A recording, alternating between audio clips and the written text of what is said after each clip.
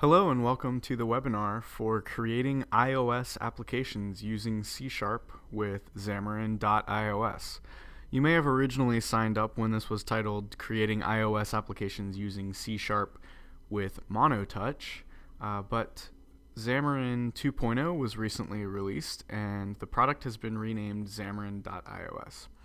Today I'm going to talk to you about using your existing C# skills to build fully functional iPhone and iPad applications that run natively on the platform. There's a little bit of information on me. As it says, I'm a technical evangelist for Infragistics with a focus on mobile technologies. BrentSchooley.com is where you can hit me for my website. That'll link you out to my Twitter and Facebook and LinkedIn and all of that stuff. My Infragistics blog is at bit.ly/igbrent. This webinar will be posted there, as well as many other blog posts. If you need to contact me via email, I'm at bschooley@infragistics.com. And if you want to follow me on Twitter, I'm at Brent Schooley. But that's enough about me. What are we here to talk about today? Well, what is Xamarin.iOS and why might you want to use it? Xamarin.iOS, obviously it's a solution from Xamarin that allows you to use C# with their Mono runtime to build native iOS applications that run on the iPad, the iPod Touch, the iPhone, and perhaps future devices down the line. Mono is an open source cross-platform implementation of C# in the CLR that is binary compatible with .NET. It was originally created by a company called Ximian, founded by Miguel Diacaza and Nat Friedman. Then it was sponsored by Novell, and now it's fully under the direction of Xamarin. And we'll talk about sort of the history there in a moment. It runs on a variety of platforms, all kinds of game consoles, different types of computer platforms. You name it, if there's a platform out there, Mono has probably been ported to run on it. The list is way too long to put on a slide, and no one really wants to read all that anyways. But what does it do? It brings the familiarity of C# development to platforms where other languages would otherwise be required. In particular, in this case, we're talking about iOS, so that's Objective-C.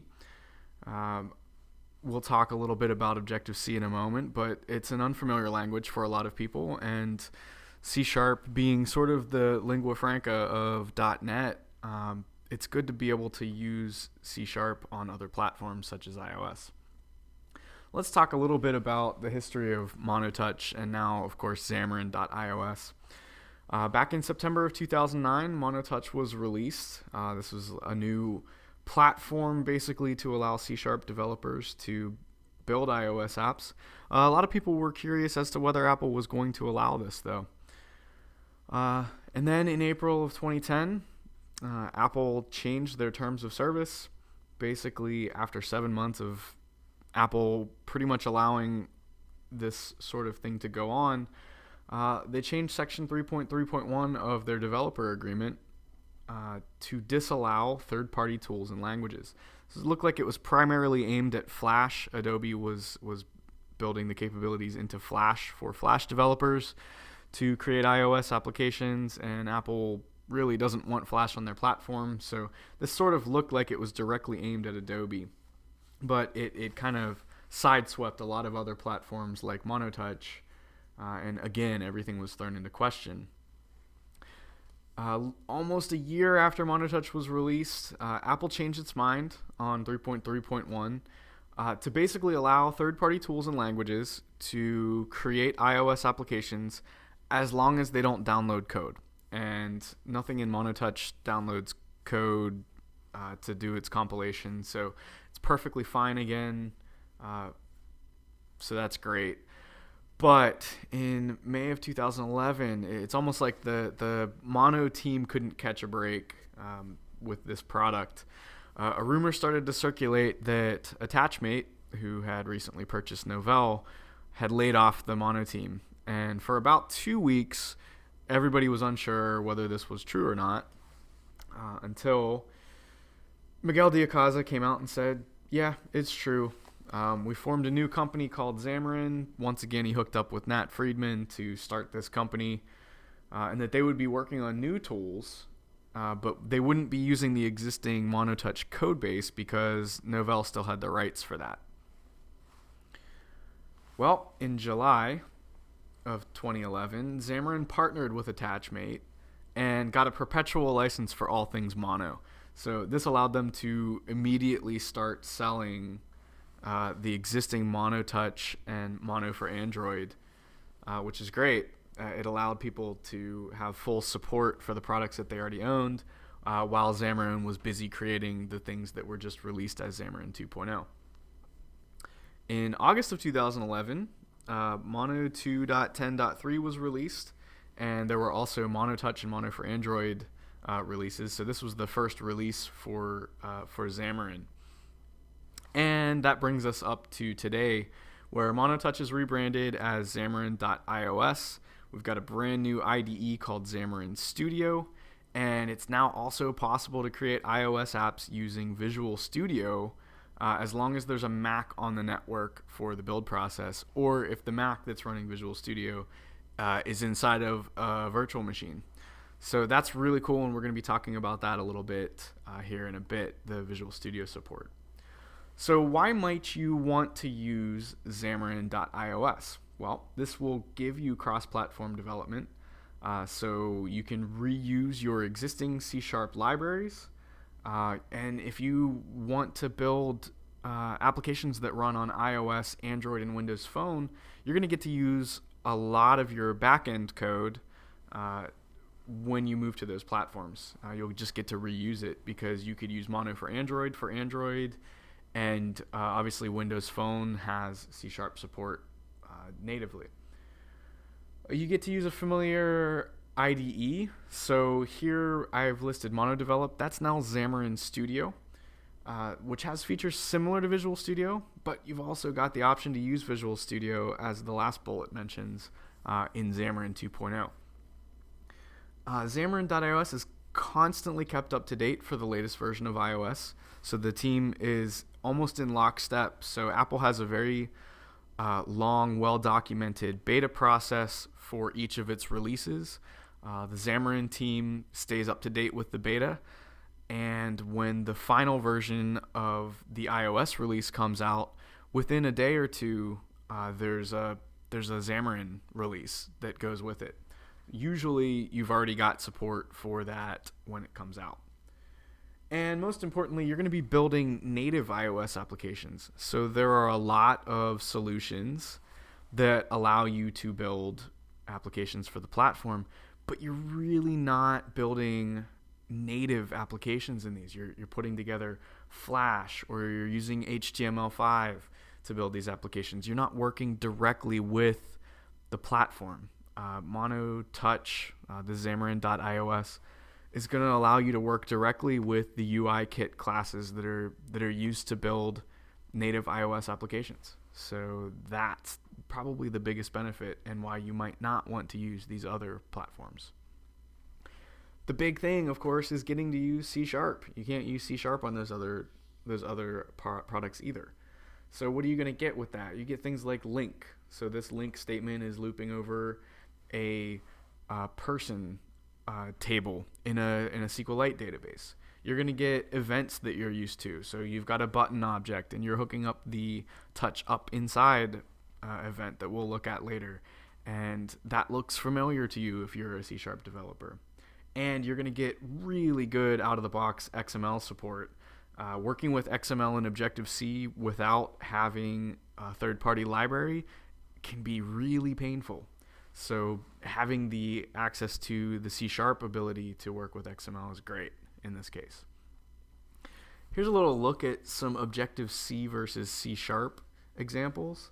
So we're talking about attributed strings here. An attributed string is basically a string that has a font.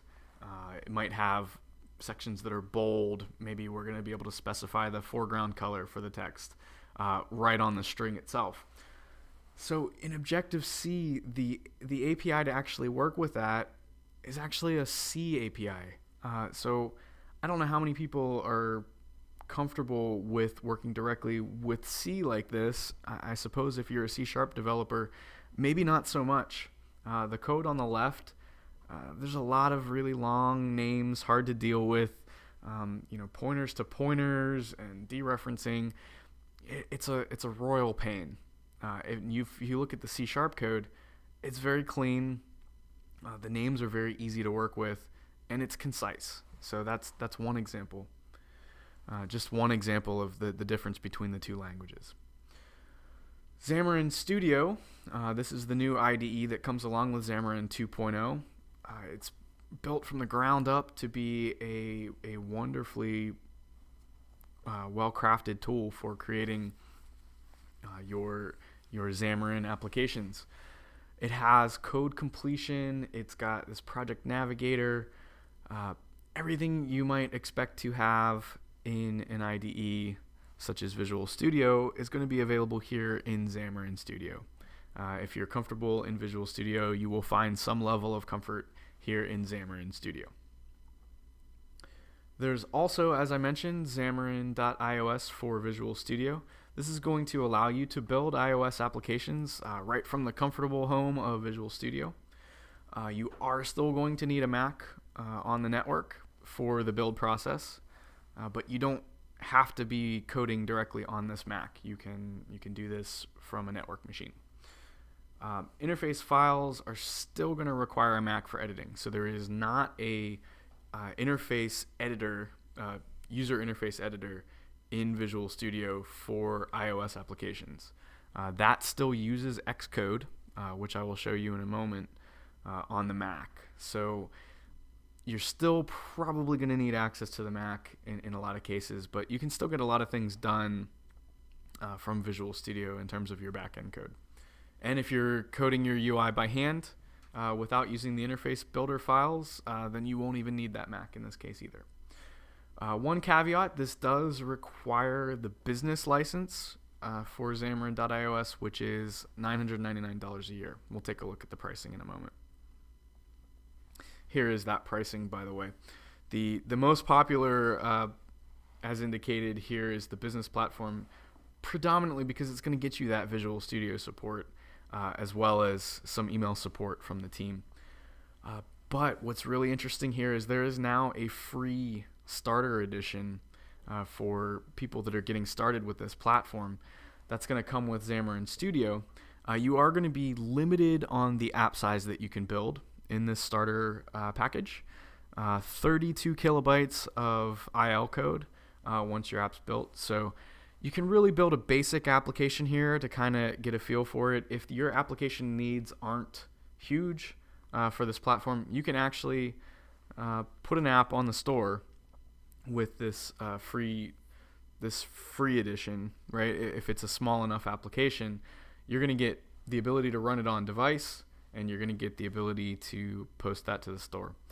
If you need to build a larger application, but you don't need the Visual Studio support or any of the business features that come with the business package, there is an indie version of this that's $299 per platform per year. The per platform means if you're building for iOS and Android, you're going to need to pay $299 twice for that, one for each platform. That's what that means on each of those packages. Again, if you want the Visual Studio support, probably your best bet is that business package. However, if you're inside of an enterprise, you might want to take advantage of the enterprise package. That comes with some higher level support, hot fixes. They'll actually have a kickoff session with you, and you'll get some premium third-party components. I think it's about a $500 value. So there's some great stuff there if you are an enterprise and you need that one business day support. So you've got a service level agreement with that. But that's enough of the informational section of this. Let's get down into some code. So what we have here is Xamarin Studio. As I mentioned before, there are some familiarities here for people who are used to Visual Studio. One thing that you'll see right away is in the center section there's Xamarin News. This is very similar to what Visual Studio has in terms of the updates that they provide from their RSS feed and those sorts of things. One nice thing that they've included in Xamarin Studio here are a bunch of pre-built applications. These are things that you can download and take a look at sample-wise. So there's some things that use maps and kind of table views to sort of look through an employee directory. We'll take a look at this example in a little bit. But what we're going to do today is build a canonical Hello World iPhone application, basically. So what we can do here is create a new solution. Just like you would in Visual Studio, we're going to create a solution. Here we get all kinds of platforms to work with. We're going to build for iOS. So what we're going to do today is an iPhone application. And we're going to do what's called a single view application. What is a single view application? Well, this is just a phone application that uses a single page for its view. There's not going to be any navigation. We're not going to have any tabs or anything like that. We're just going to work with a single screen. If you're familiar with single page applications in the web world, it's kind of similar to that, I suppose. But we're just not going to navigate away from this page. We're just going to have a simple text label and a button that when we tap it, it's going to say hello. So let's name this. We're going to name it Hello World Webinar Edition. Right? So that's going to go ahead and create a directory for the solution. This is all stuff that you're probably familiar with from Visual Studio. And click OK, and it's going to create our solution for us. And we get a bunch of files to work with. First and foremost, the one that opens up right away is the app delegate. This is a subclass of something called UI application delegate. And this is the class that's responsible for launching our application and getting everything up and running for us. And it's also going to receive all of the events from the system that might come in. So if your application gets into a situation where it's low memory, this app delegate is going to be the one that's sort of informed that that's going to happen. Or if the app is going to need to shut down or similar things like that, the app delegate is going to be responsible for that. Now you'll notice if you look at the solution, the different classes that were built for us, we have this thing called a view controller. What is a view controller? Well, a view controller, if you're familiar with the MVC world, so we have model objects, which are the objects that represent the business data for the application, and we have views, which tend to be the user interface objects for the application. We also have controllers. So the controller is kind of the thing that coordinates the interaction by the user in the interface, might load the model data to give the view access to it.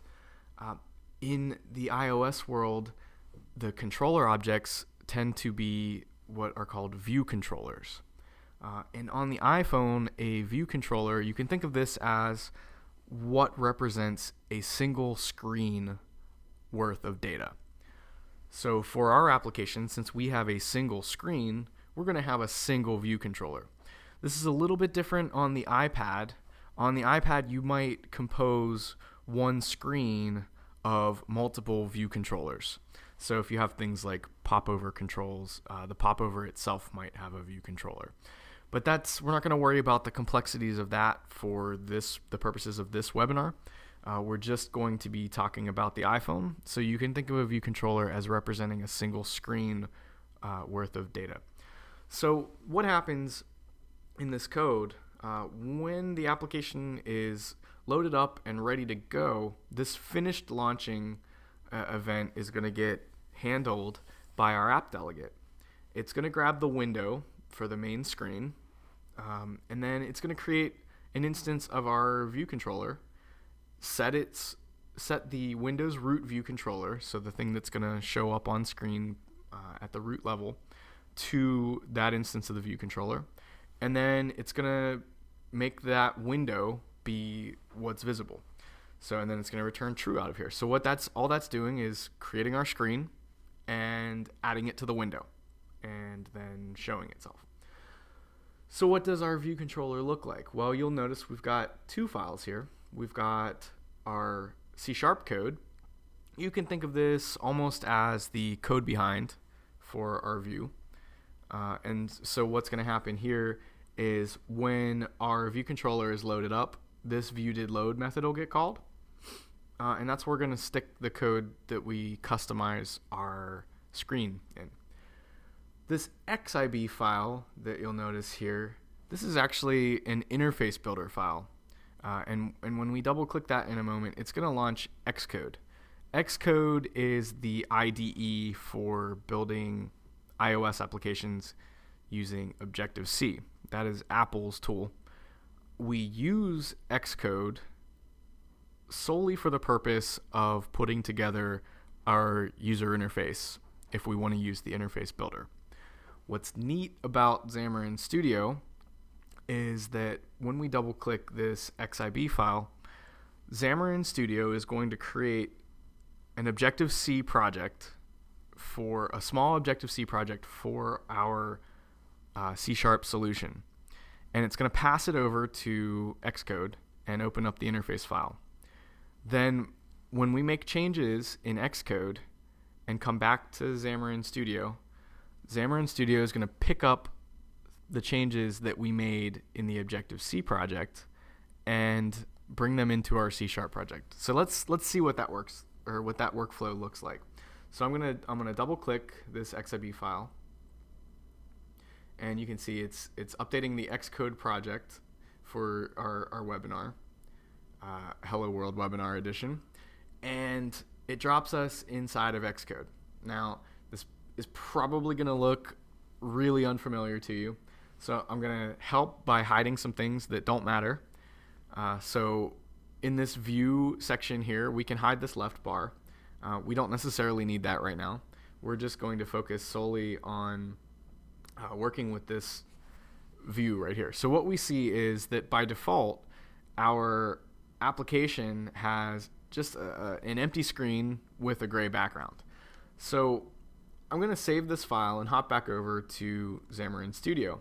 When I do so, we're going to get this synchronizing changes thing inside of Xamarin Studio. And what I want to prove out right now is that if I run this application, I expect to see a blank gray screen. So I'm going to go ahead and hit the play button over here to run our application in the debugger. It's compiling the native code, and then it's going to pop the iOS simulator and run our application. And lo and behold, we have a nice big retina-sized iPhone here. For the purposes of being able to see this a little better, I'm going to zoom out here to about 75% just so we can see the whole thing at once. But there it is, blank gray screen, as we saw in the interface builder. But let's take it one step further and go back and just really prove out to ourselves that the Xcode interaction really does work. So if I click on the view controller, if you look on this inspector, what's called the inspector over here, in the attributes panel, there's a background. If I click on that, I get a little color pop up, and what I want to do is change the background color to this blue, right? And if I save the file out, hop back over to Xamarin Studio, we get synchronized changes. And if I go ahead and run it again, we can really get proof that this is all working, that all this magic is working, because lo and behold, there is our blue background. So we're getting what we expect here. So we know that everything is hooked up and working correctly between Xcode and Xamarin Studio with some degree of confidence. So let's come over here and actually build out an interface. I'm going to set the background color again to something just off-white a little bit. And then we're going to pull up this library panel down here. And what you have in the library are a whole bunch of different iOS controls that you can use. There's a lot of stuff here. We're going to use some very basic controls today for this, though. We're just going to create a label. notice that you get these kind of indicator lines. If you follow these indicator lines, you can be confident that your user interface is matching up to Apple's Human Interface Guidelines document, which if you're getting into iOS application building for the first time, I really recommend that you read through the Human Interface Guidelines document for iOS applications. It's imperative that your iOS applications follow these design guidelines. You do not want to build an application that does not conform to those guidelines because there's a good chance that Apple might reject it. So what we're going to do today here, as I mentioned, is we're going to have a button. So we'll pull out this rounded rect button. Again, following the guidelines, we'll snap it into place. Resize it so it takes up the full width. We can double click on these to change the text. So I'm going to make the button say hello. Right? And I'm going to blank out the text for our label because we don't want it to say anything when the application launches. That's the basics for the interface that we're going to build here today. I'm going to save that out, hop back over to Xamarin Studio, synchronize the changes up, run the application just to verify that everything looks okay in our application. We can tap the button. Doesn't do anything right now because we haven't actually hooked it up to the code at all. Let's go ahead and do that though. So if you're familiar with interface builders in general, one of the things that you might be used to doing is having some code generated for you for these different things. So in Visual Studio, you might have double-clicked on a button and it would generate the event for you. The workflow is a little bit different here, but you'll find some familiarity anyways. What we can do here is kind of hide this panel. We don't need it anymore. I'm going to switch the editor to this assistant editor. Now what this gives me is a side-by-side view of my interface file and our view controller that we've been working with and looking at over in Xamarin Studio. In Xcode, we're actually looking at the Objective-C version, a bare-bones version of the header file for our Hello World Webinar Edition view controller. If you pay attention to the warning at the top, as I mentioned before, this is automatically generated by Xamarin Studio to mirror the C# types that were in our solution. Changes in this file from the UI designer are going to get synchronized back to C#. But if you make manual changes, they might not transfer over correctly. Basically what that's saying is do the basics in this file, but don't hand edit it. It's very much like the designer files that you might be used to if you did Windows Forms programming. You didn't want to edit that designer file because it's going to get auto-generated again. If we come back to this interface file later, the changes that you made by hand might get wiped out.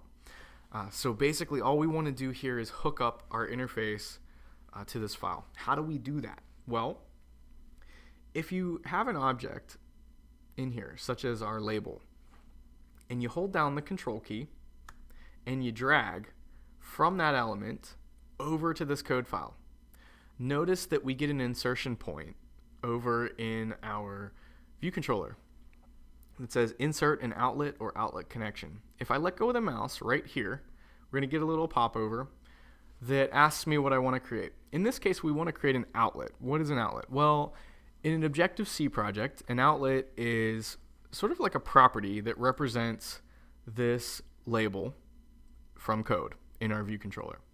So that's going to give us, when we go back to our C# project, a property strongly typed to be a UI label with whatever name we give it. In this case, we're going to name it Hello Label.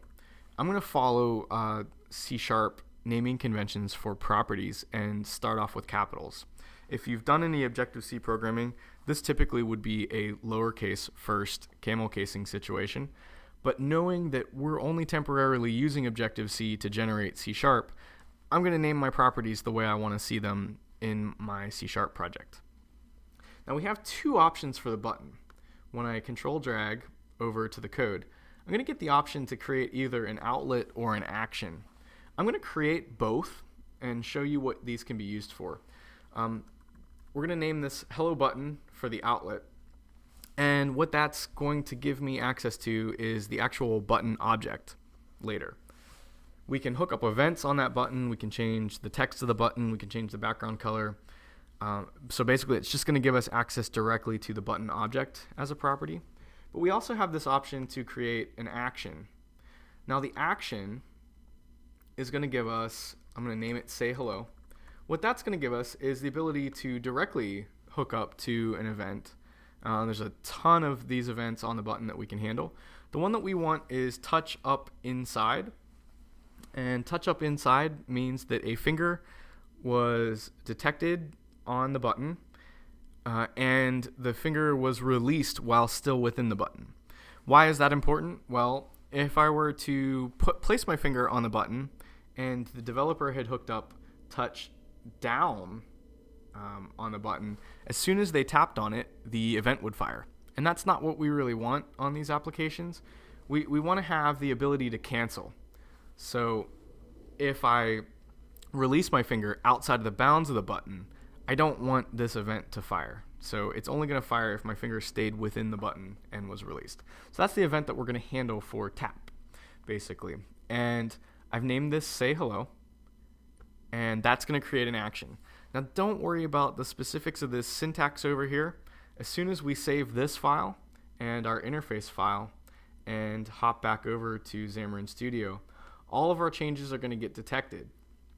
Now what does that actually mean for us? Well, I've been a little sneaky and not shown you that there's one more file over in our project that's really important, and that is our view controller's designer.cs file. If we crack that open now and take a look, right?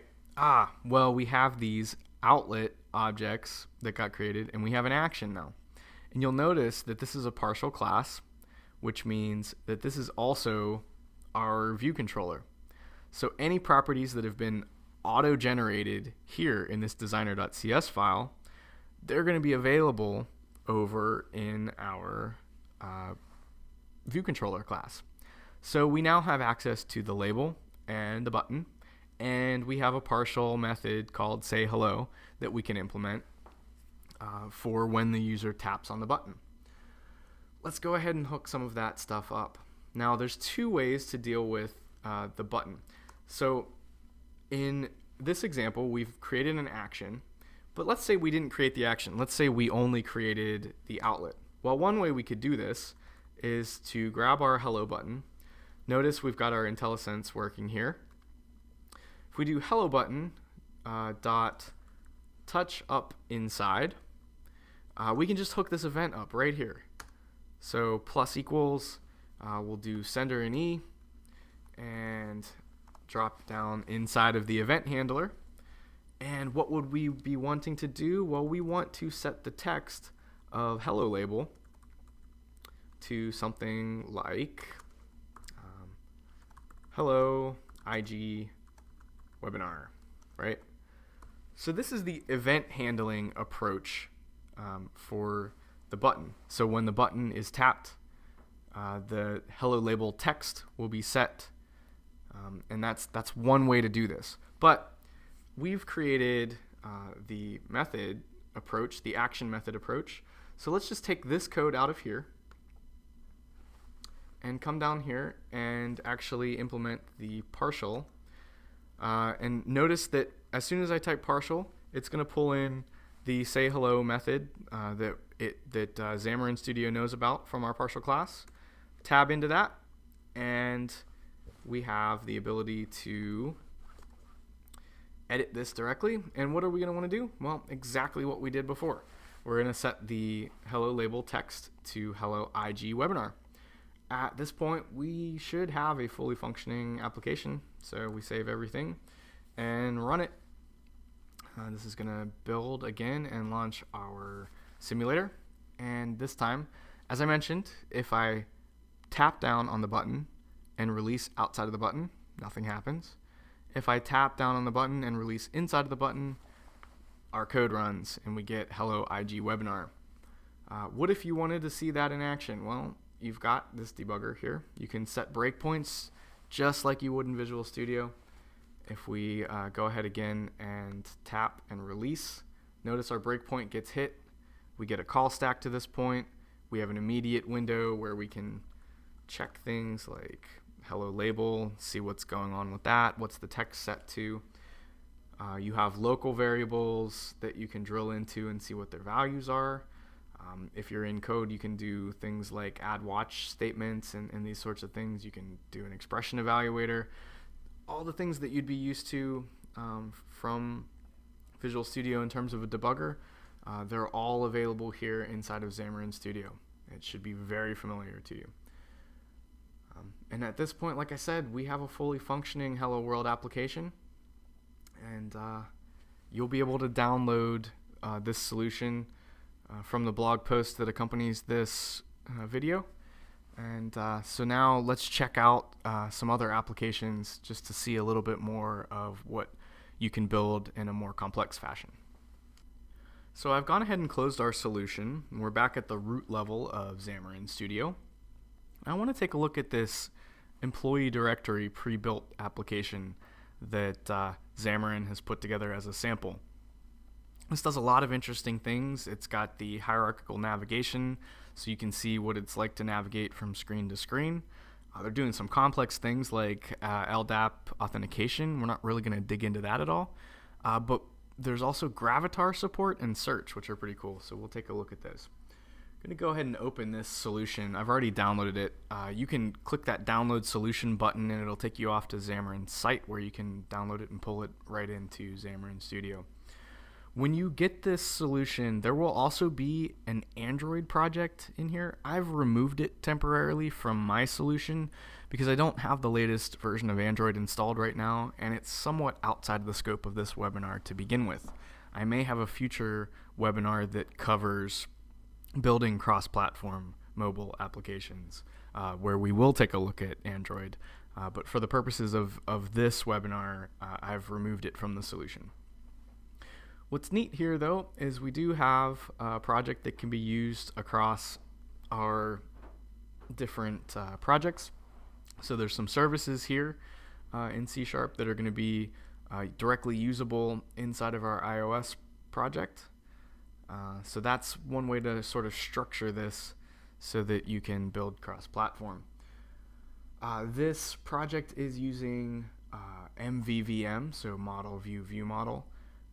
I mentioned MVC before. It's not a requirement for you to use strict MVC. There are projects that will help you build MVVM cross-platform. That project's called MVVM Cross. It's something to look at. That's going to give you a lot of support for building Model View View Model projects across iOS, Android, and Windows Phone. I'm not going to dig in too much to the details of that stuff. What I do want to look at real quick is what this application looks like when it runs. So we get a nice login box, the username and password nicely centered. We have this help button that when we tap it pops up a dialog that tells us what we can do. So these are different things that they're showing you how to do in this pre-built application. So we tap in here, we can enter in whatever we want. I'll do Brent, and hit login, showing you how to do progress indicator and then logging us into the application. You'll notice that all these fine folks that we're seeing here in this application all have pictures. It actually happens to be their Gravatar, so their globally recognized avatar out from Gravatar.com. That's getting pulled in with some code that you can take a look at in this solution. If we tap on one of these fine folks like Miguel Diacaza here, it's going to navigate us over to details about the person. So we can see he's the CTO, works in developers, and we got phone numbers and emails. So we can see what would happen if we tap that. This is going to launch his Twitter page. Pretty neat stuff that they're showing you how to do here. So let's take a look at how this stuff's sort of built up. I just want to take a look at one of these screens just to show you an example of how these things are built. So what they're doing in this application is building their UI directly from code. So what you can see here is they're actually specifying all the things that Interface Builder would do for you when you create your UI. They're actually showing you here how to do it in code, all the different things that you would need to set up from code to build your UI. So that's something to take a look at if you're wanting to get familiar with how you build the user interface without using Xcode. And again, if you're in Visual Studio and you don't want to build your UI on the Mac, you're going to have to do it from code. So it would be good to take a look at how this stuff is built. One thing we can take a look at too, I wanted to show you that they're actually hooking up the event for that button. As I showed you earlier, they're hooking up that touch up inside and calling a login method. And that login method down here just basically checks to see if you've entered some text, if you've entered a password, and if it has, it just sets on the login view model the username and password, and then calls this login async, which is just going to log you in. It's what showed the progress, and then when it's done, continues with this code, dismisses the view controller, and takes us over to the other the person view controller, which is a little more complex. When you study this code, you're going to see that this is a table view controller.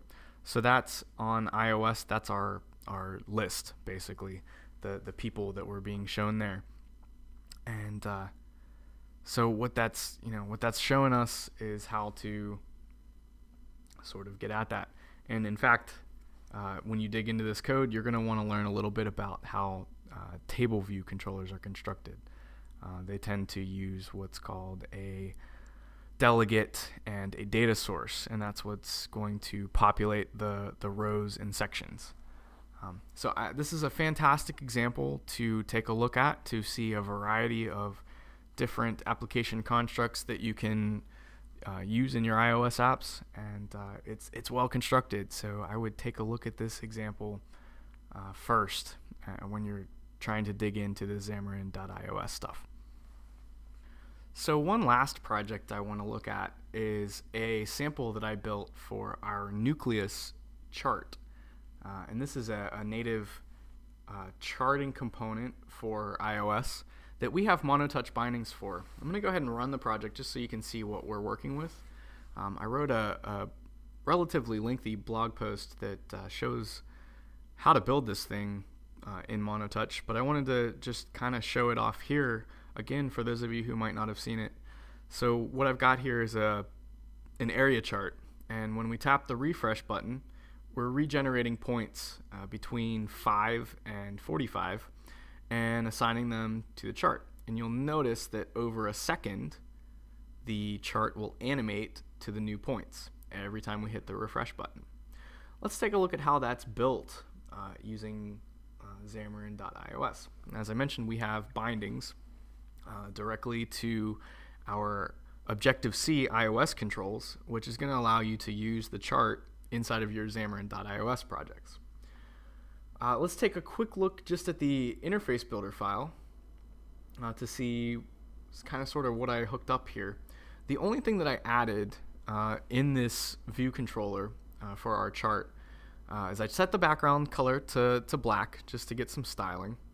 Here I've added a navigation bar, so that's what's going to give you your title bar up at the top. So one hint in this library, you can search here. So if I type in navigation, here's that navigation bar object. So that's what I've created here. I double clicked it to change the title, and then this refresh button is actually what's called a bar button item. So if we do bar button, we get bar button item, and then I just dragged that to this point. And when you drag these buttons up here, you'll get little drop points where it expects to put them on the platform. So if I were to drop one here, it would give me a button over on the left. What's interesting about the buttons, these bar button items, is they have this identifier that you can set. And what these identifiers are basically the standard buttons that you could expect in your iOS application. So if I set this to add, right, it's going to give us the canonical plus. If I do compose, it's going to make it look like I'm composing a message, or reply, right? You get the point. Basically, these are the things that we would expect to have in an iOS application. What I want is refresh, because we're actually going to refresh the data points. So it's convenient. It gives me something that's going to be familiar to an iOS user, and that's really great for this. If we take a look at the assistant editor again, as we did before, we can see that I've hooked up a few points. We've got the refresh bar button item that I want to hook up in my code, and we've got the navigation bar just in case I wanted to set the text or something to that effect dynamically from code. I've created an outlet just so it's available over in our code. So if we hop back over to Xamarin Studio, I just wanted to show you that you don't have to do the whole UI in Interface Builder. All I wanted to do there was create a nice navigation bar and get the ease of setup that I get from the Interface Builder itself. So setting the identifier to get that refresh button, that's something I could do from code, but it's much easier to do really quickly in Interface Builder. The chart, though, does not have Interface Builder support. You need to build that from code. So let's take just a quick look at this code. As I mentioned, if you want to get a full deep dive on how to build this, there is a blog post out there that I will link to from the webinar follow-up. But what we're basically going to do is create a property for our chart, a property for an NS object array of data that we'll call data. We need to use NS object because that's what the chart is going to expect. So if you're going to use custom data objects in your NucliOS chart, make sure to derive your objects from NS object. And that's a pattern that you'll see duplicated a lot in Xamarin.iOS. A lot of projects will require you to have your subclass, your data object subclass from NS object. We're going to use a category series data source helper, which is going to make it easy for us to set up the data points for our chart. We're going to keep a running total of the total items, and we're going to use a random number generator. And here we can set up our objects in the constructor. So we're going to have 100 data points. We're going to use our leet number generator, a category series data source helper, and then we're going to call this populate data method that's going to load up some data points. We can take a brief look at what populate data looks like. It's not super interesting. It just loops through and creates a bunch of random data points between 45 and 5, and then sets them to populates our data array with a number representation of that value, and then we update the data source values with that array. So nothing super fun here to look at. We're just generating data points. What is interesting to look at is our viewDidLoad method. In our viewDidLoad method, we're actually creating our UI. So I'm going to create a new chart view. I'm setting up the bounds. So that's the rectangle on screen that the chart's going to take up. These values are based on wanting to be a certain distance from the top, left, right, and bottom, or the top and left in this case, and a height and width. So those data points are things that you can get from using the interface builder. So we're going to specify how far over from the left do we want this thing. So I've given it 20. So that's going to be 20 in from the left. And the Y value of 64 is 64 pixels down from the top. That's to clear the navigation bar and provide a little bit of padding. And then we've got the width and height that we specified. You can play around with these values, just get it to look right for your application. Auto resizing mask, we're setting up flexible height and width. What that's going to give us is when we rotate the phone, it's going to automatically relay itself out in the height and width direction. The chart's background color is going to be black. We're also going to use the dark theme in a moment just to set up basically the theme for the chart. And then we're going to add the chart to the view controller's view. I call populate data, which is going to repopulate everything into the chart. And then we're going to set up the chart. So we create the series type. We're going to do an area series, as I mentioned. We're going to name it area series, and we're going to give our X and Y axis a name. And then we just create the series on the chart. So we add the series, we call add series, which will add an area series with all of the properties that we set up. We're going to have no labels visible, y-axis, minimum, maximum 0 to 45. The transition duration, that's what's going to use our motion framework to animate the points when we create new data points. And as I mentioned, that's over 1 second. And then we set the theme to dark. The refresh button basically duplicates the code of populating the data. So that's about it. That's really all it is. And the only thing that we don't really duplicate is we're actually replacing the item in the chart. So that's why I'm not calling populate data directly here. But that's about it. So we've got an event handler on our refresh button. We could have used an action there. That's a preference point, whether you want to use events on the outlet or if you want to use an action method, completely up to you. But like I mentioned, there is a blog post that goes through building this in detail, talks about what you're doing there in detail out on the Infragistics blog. So take a look at that. You can download the solution from there. So that's going to do it for our code demos. Let's hop back over to the slides for a moment, and then you'll be on your way.